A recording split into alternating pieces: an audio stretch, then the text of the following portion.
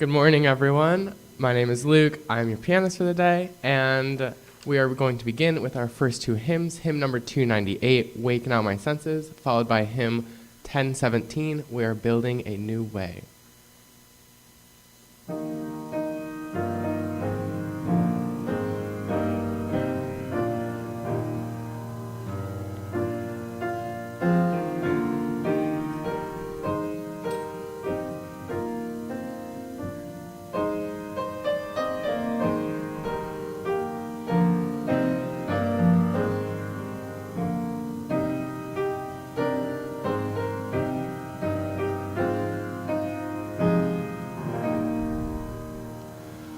Wake now my senses and hear the earth call. Feel the deep power of being in all. Keep with the web of creation your vow, giving, receiving as love shows us how. Wake now my reason, reach out to the new. Join with each pilgrim who quests for the true. Honor the beauty and wisdom of time. Suffer thy limit and praise the sublime. Wake now compassion, give heed to the cry. Voices of suffering fill the wide sky. Take as your neighbor both stranger and friend, praying and striving their hardship to end.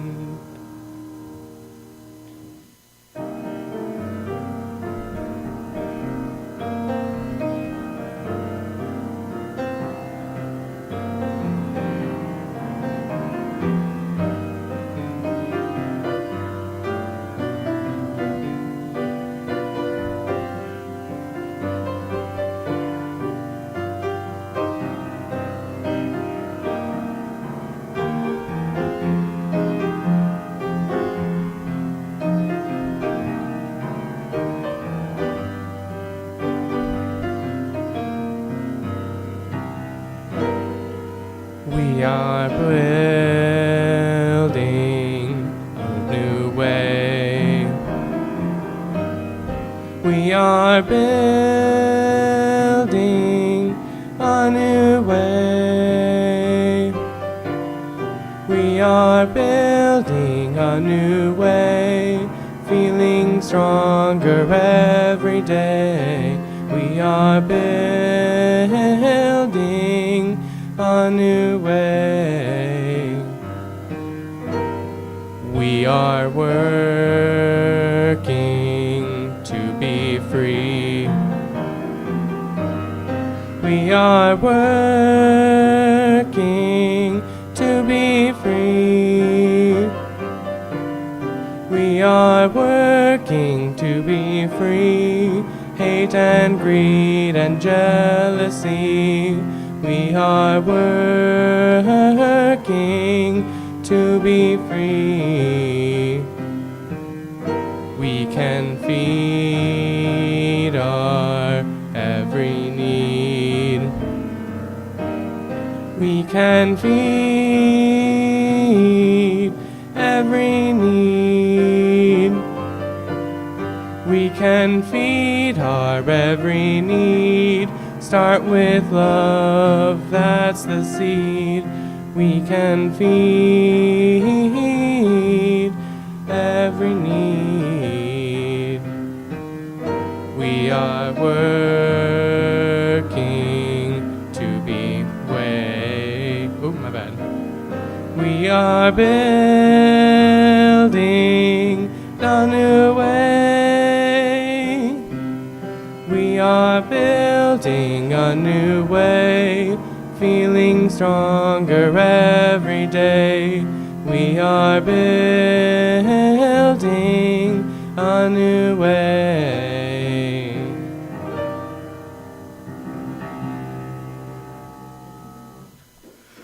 Thanks, Luke. Good morning and welcome to UUCC. I'm Regina Nelson, your lay leader, and I'm thrilled to see everyone here, whether in the sanctuary or joining us on Zoom or YouTube.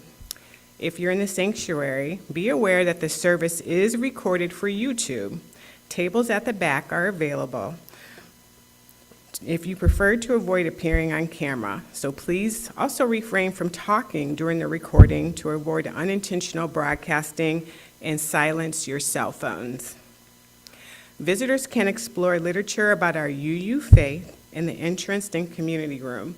You can also join our Zoom social time after the service. Discover more about our church, programs for children and youth, and weekly opportunities to connect with us on our website, uucommunitychurch.org. Situated on Shaver Road in Portage, Michigan, our church on the ancestral lands of the Peoria and Potawatomi people proudly displays a rainbow flag and Black Lives Matter sign, symbolizing our inclusive community dedicated to creating a just and sustainable world. We are a community on diverse spiritual journeys, and we enjoy hearing differing points of view from our minister, Reverend Gy McCartney, guest ministers, lay leaders, and guest speakers. Today, Reverend Gy will talk about transformation as a core Unitarian Universalist value centered on love. Thanks to everyone contributing to this morning's service, our greeters, musician, tech team, coffee host, and each of you. Your presence and contributions are truly appreciated. Now I have some announcements. Thoughtful Thursday this month is with Byron Katie. So join us for a special conversation with Byron Katie, creator of The Work, on Thursday, November 7th at noon on Zoom.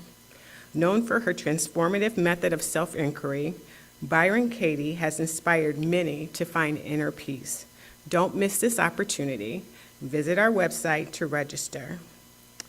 Our goods and service auction, it will be on Saturday, November 9th at 5 p.m. Mark your calendars for our annual auction at UUCC and on Zoom. Whether you're into homemade pies, dinner parties, fresh produce, or learning new skills, there's something for everyone. Childcare is provided. Please let us know if you plan to attend and what you'll donate by November 3rd. Visit our website or check your email for the donation form. Today is the last Sunday to contribute to our special collection for the Domestic Violence Coalition.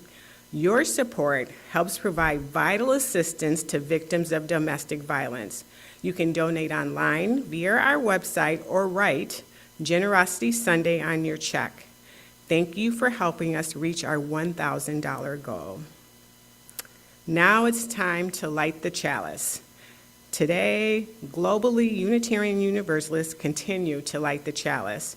As truth seekers, we pursue a resilient truth that withstands questioning and doubts. The flame serves as a constant reminder of our shared values, bringing them to life in our community.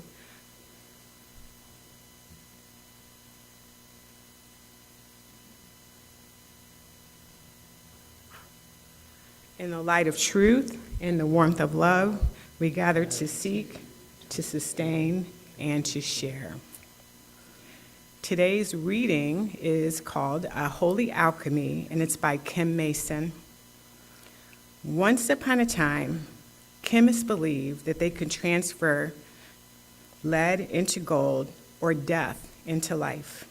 We laugh, but aren't we not also in the business of alchemy? Turning loneliness into connection, pain into comfort, anger into solidarity, faith into action.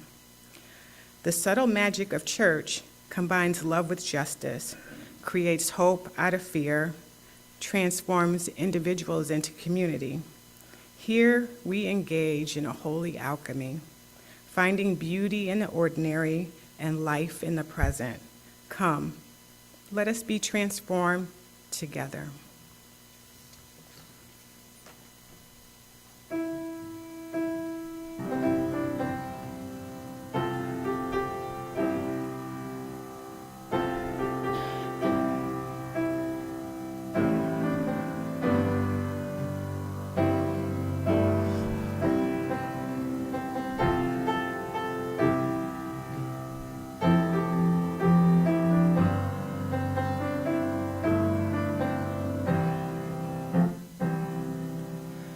Bring it on, everything new, everything different, everything true. I am ready for my next thing to do. Oh, I know it's gonna be everything new. I'm through crying, I'm through waiting, I'm through hoping against all hope. I'm through longing for something gone that'll never return. I think I finally learned to bring it on. Everything new, everything different, everything true. I am ready for my next thing to do. Oh, I know it's gonna be everything new. I'm through grieving, I'm through dreaming that the life I had is ever coming back. No more wishing on someone else's star that'll never be mine. I think it's time to bring it on. Everything new, everything different, everything true. I am ready for my next thing to do. Oh, I know it's gonna be everything new. And I've survived many times before, broken hearts and slamming doors. I'll be alright, yes I will once more, just as I did back then. I'm gonna rise again, so bring it on. Everything new, everything different, everything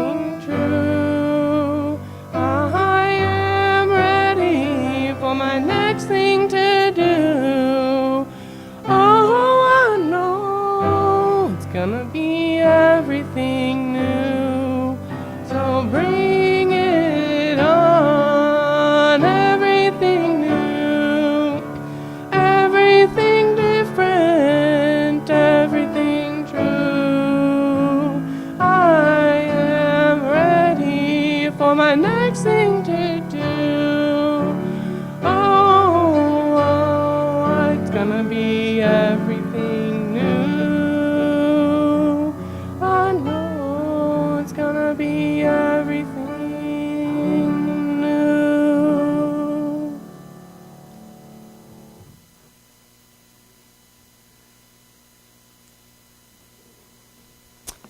Good morning and welcome, welcome, welcome. How are you? I mean, we're getting so close to that day. Like, like we're getting the results from the biopsy back. We'll find out if they found the leak or not. We all feel that way, jittery. Like, oh my God. So how are you holding up? Yesterday was exciting here in town. I understand that some of you have attended a particular rally. I hope you had a wonderful time. Today I'm going to talk about transformation. And I will first look at the macro, and then we'll go to the micro, okay? And I was going to speak next week. So that would have been just the Sunday before the big day. And however, I'll be gone. I'll be in LA. And I switched with Fred, who's going to be speaking next week. But I am going to give you a little taste of what I would have said next week, okay? So we're going to look at the macro. And what is the difference between an authoritarian, dictatorial, autocratic, fascist, or communist regime and democracy? So that's the macro. What is the difference between those types of regimes? So an autocratic, authoritarian, dictatorial regime is led by the few. It is for the few. They control the masses, but most importantly, what it does not have is a method of self-correction, because they are always right. They say it, therefore it is so.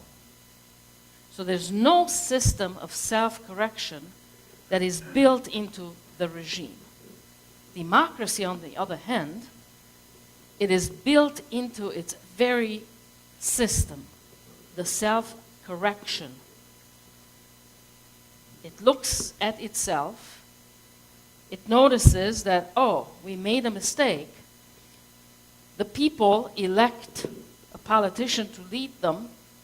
For a couple of years, they watch them lead, and they say, oh, well, that's going the wrong way. Now we're going to go to another election, and then we will elect somebody different, somebody who will do what we want them to do. The autocratic regimes lack that self-corrective. Now, they also have elections. So just because, so election itself doesn't mean that it's a democracy.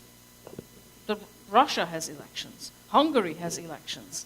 There's just no chance that any other politician could come to power due to those elections. In a democracy, there is that possibility that a totally different politician with a totally different tilt can come to power if enough people vote for them.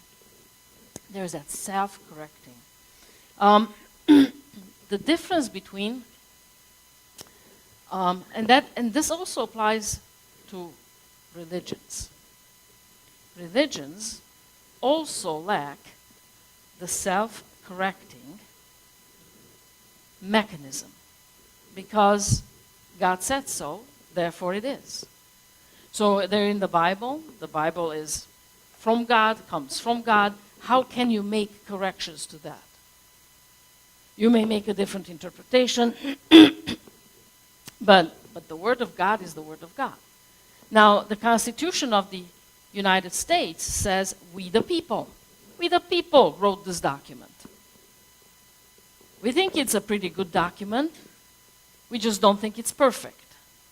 Therefore, we built into the Constitution a mechanism for self-correction. If you, the people, after we are gone, decide that something's changed or something we didn't think of, maybe we made a mistake, then you, the people, can amend this Constitution. We are not making it easy for you, the people, to make changes, but we're making it possible. So if you really want to do it, you can do it. You just really have to apply yourself to it. But you can do it. So then we, the people, made amends. We said, no more slavery. We said, that was an amendment. Then we said, women can vote. That was an amendment. And so on and so forth. You guys are aware of those amendments. But in autocratic regimes, this is absolutely not possible. Now, if you look at the UU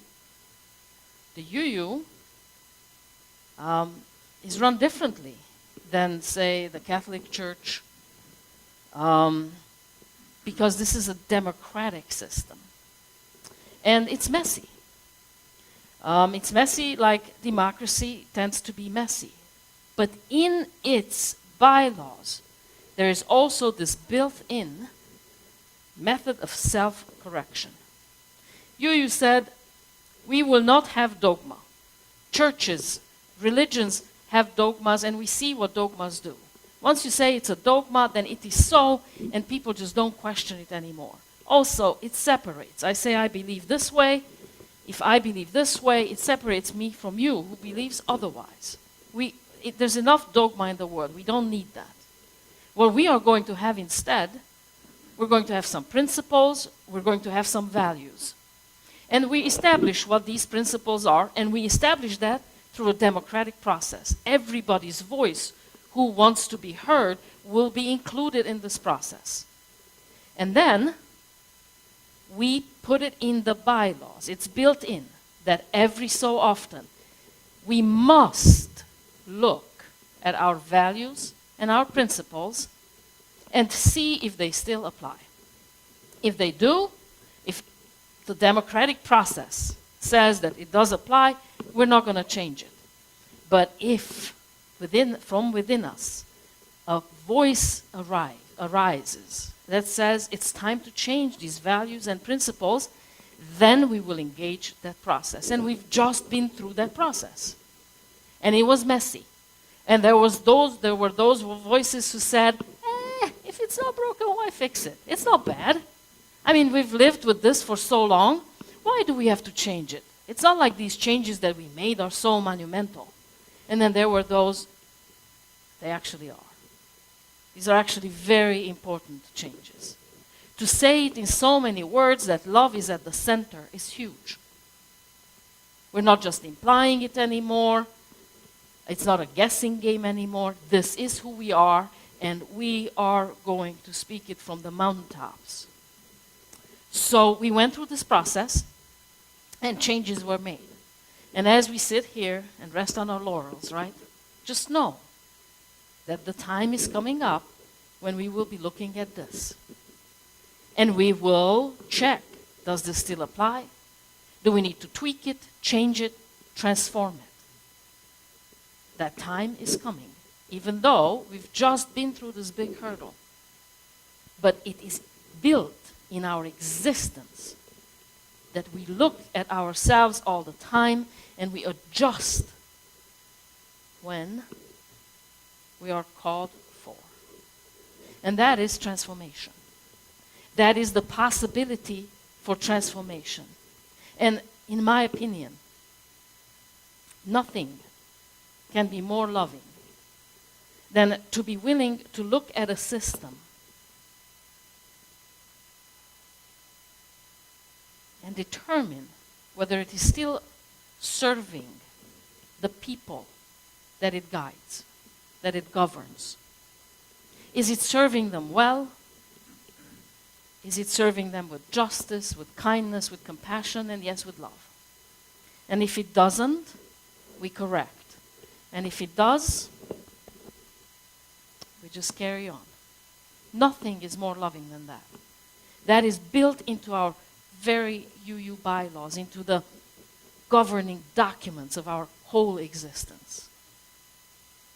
And a democratic government, theoretically, runs somewhat similarly. The checks and balances are built in there. Now, science is also created in a way, or exists in a way, that the self-correction is built into it. For instance, if you are a scientist, and some of you here are, and you wish to publish a scientific document, and then if you write E equals mc squared, I agree. Gravity is, yes, I agree. The Earth rotates around the sun, I completely agree. Now I wish to publish this paper. Nobody is going to publish this paper. They will say, we know this. This has already been established. If you wish to publish something, it has to be a correction or an addition. Either you say E doesn't equal mc squared, Einstein got it wrong, or you say E equals mc squared, and I've also discovered something that Einstein wasn't aware of. And this is what that looks like. That's what science is all about. Science also self-corrects all the time. Otherwise, they wouldn't even be able to publish. Otherwise, they wouldn't have, why would they exist? Now, if you wish to become the Pope or the Ayatollah, your requirement is to agree with everything that has been and enforce everything that has been, and possibly never disagree with anything that has been postulated up till your existence. Then you're a good priest, you're a good Muslim, I forget what they're called, the imam. You're a good imam, and then you have the chance to become the Pope or the Ayatollah. So religions are, they don't have this self-corrective method, system built into them, because they're decreed by God. So the problem is, however, that if you look at, say, Iran today, or, well, let's look at Iran today. Who controls the scientists? Who tells them what to do and what not to do? The Ayatollah.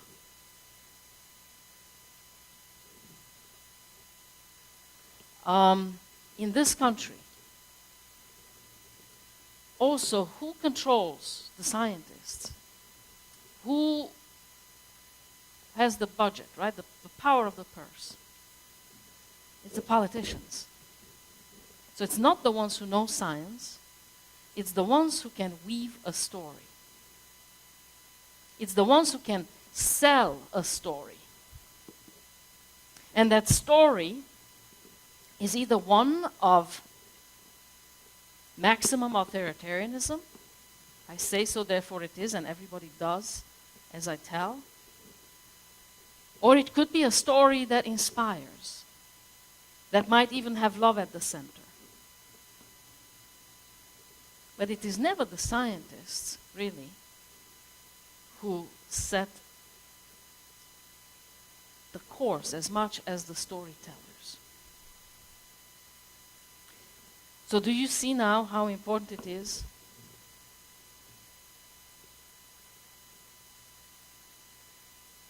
to have a democracy? how important it is to make sure that we, the people, have tremendous power and a voice. That it is we, the people, that must govern ourselves. Because in authoritarian, autocratic, dictatorial, fascist, communist, totalitarian regimes, the story they tell is only about power. I want power at any cost.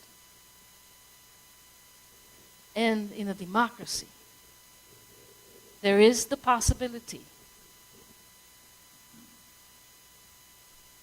to tell the story of the power of love. And that's a huge difference.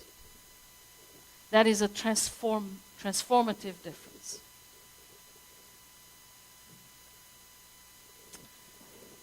That's the macro. Now the micro. You and I.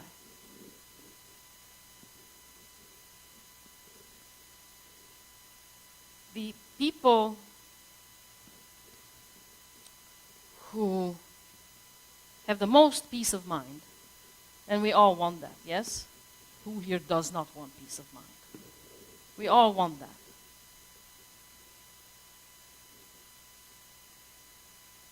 Have within them the willingness to self-correct.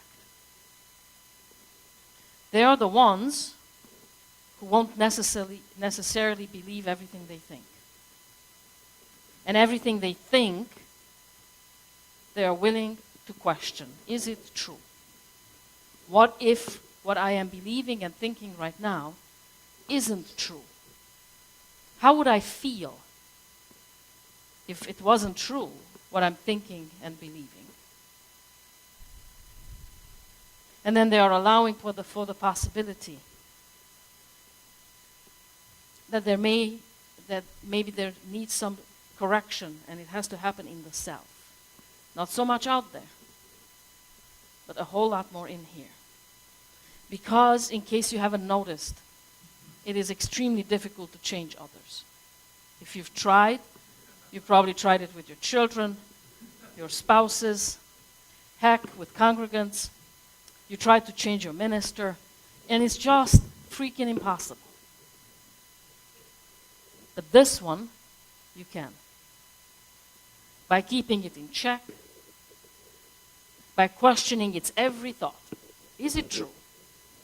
Can I be absolutely sure that it's true? And what if it's not true?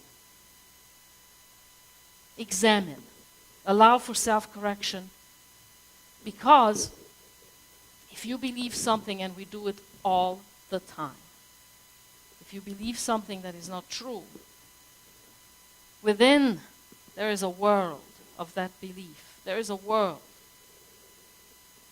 that ends up being so hurtful. And then it tends to also spread.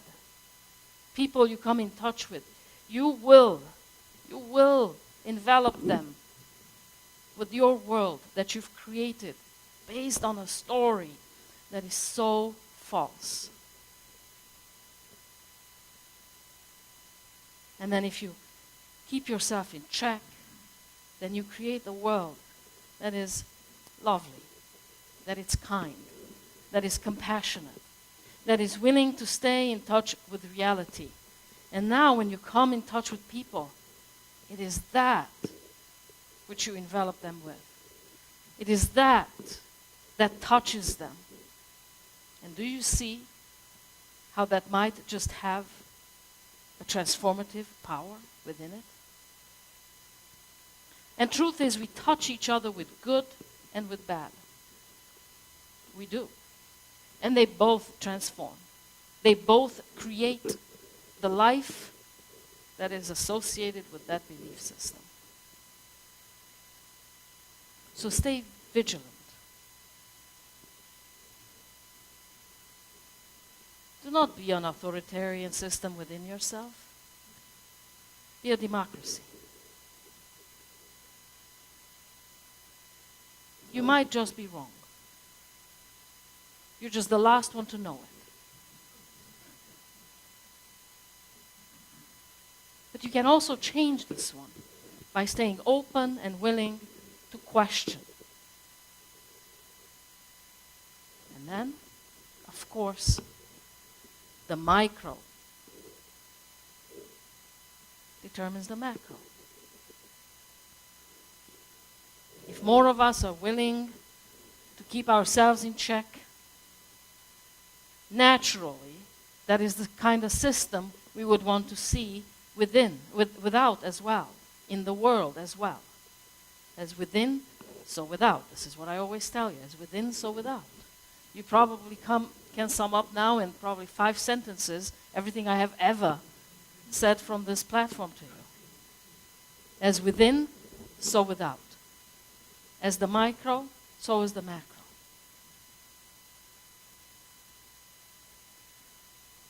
I'm nervous. I'm nervous.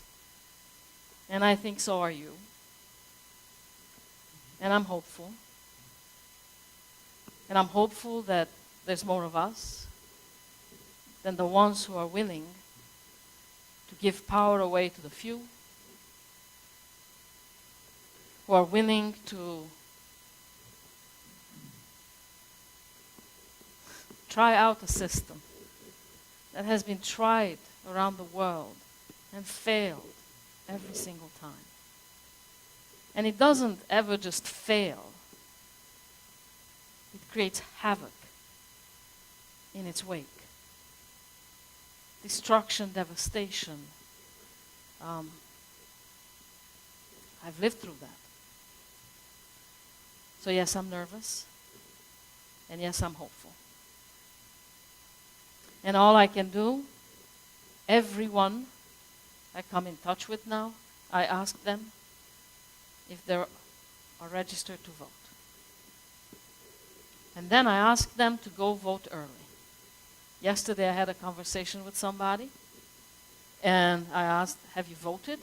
And said, oh no, I'm just going to vote on the day. And I said, what if you get hit by a car between now and then? I mean, not to be dark and negative, but what if? And she said, I didn't think about that. So then she started Googling, how do I vote early? So vote early. Vote now. Do your level best. And whatever it is, we'll find our way through it. And in the meantime, remember to question your thinking. Question your belief systems. Belief systems, oh, they're so easy to come by. So don't be very protective of them. They're so easy to build one up. So question the one you have. If it's good, keep it. If it's bad, let it go. Another one will take its place in seconds. Remember to self-correct often, and that holds within the power of transformation. And I can think of no greater love than that. And so it is. Thank you.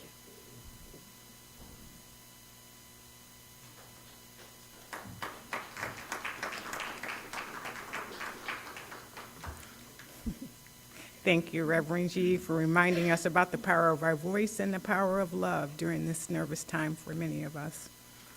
Now it's time for our offering. Our lives are filled with many blessings. Let's come together with gratitude and love to share part of these gifts to support our religious community. You can show your love by giving in a practical way to keep our space vibrant and to share our positive message. Look at the screen for ways to give, and our ushers are here to collect your offerings. Together, we make a meaningful impact through our shared generosity.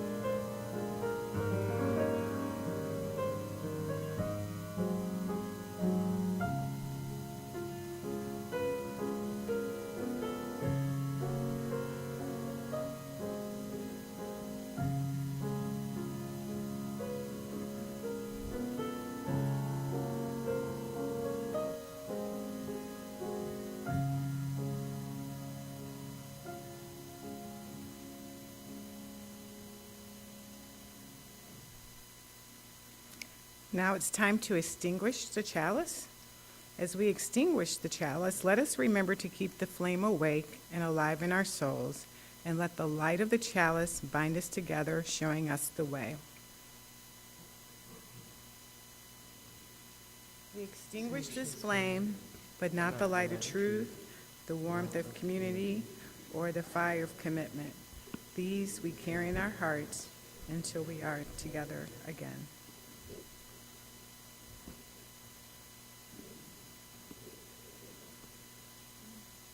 Just go. Be honest. Question yourself. And allow for love to transform you. And so it is.